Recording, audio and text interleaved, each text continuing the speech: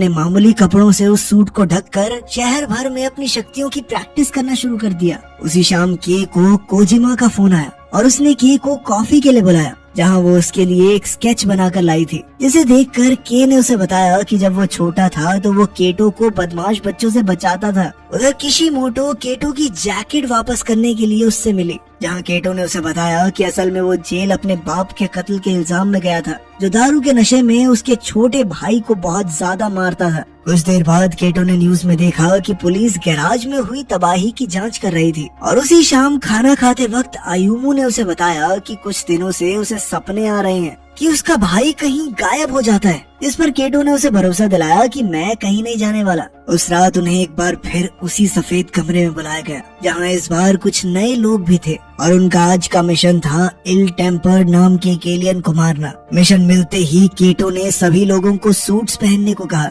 और वहाँ मौजूद प्रीस्ट कहने लगा कि मैं किसी को मारने जैसा गलत काम नहीं करूँगा। जिसके बाद वहाँ एक बहस शुरू हो गई, जो लोगों के गायब होने के साथ खत्म हुई। इसके बाद उन्हें एक म्यूजियम में ले जाया गया, जिसके बाहर दो बड़े बड़े स्टैचू बने हुए थे, और उन्हीं में से एक एलियन था। पर उनके प्लान डिस्कस करने से पहले ही एक नए साथी ने लेफ्ट वाले स्टैचू को गोली मारकर तबाह कर दिया, जिसके तुरंत बाद दूसरे स्टैचू ने उन पर हमला करना शुरू कर दिया, जिससे बचना ज्यादा मुश्किल नहीं था। इसी बीच उस प्रीस्ट ने म्यूजियम के अंदर जाकर प्रार्थना करना शुरू कर दिया, लेकिन जब वो अपनी आंखें बंद करता तो एक स्टैचू धीरे धीरे उसके करीब आता जाता। बाहर के और केटो स्टैचू को खत्म करने की कोशिश कर रहे थे, और इसी दौरान एक और नया साथी उसी कमरे में पहुंच गया जहां प्रीस्ट मौजूद था। तभी के ने सभी लोगों को वहां से दूर जाने को कहा, जिसके बाद उसने स्टैचू के नीचे से स्लाइड करते हुए उस पर एक गोली मारी, जिससे उसका एक अंग फट गया और वो सीधा एक नए साथी पर जा गिरा। अब स्टैचू कमजोर हो गया था तो के ने सीधा उसके चेहरे पर गोली मारकर उसे खत्म कर दिया। इस बार वो अपने काम से बेहद खुश था,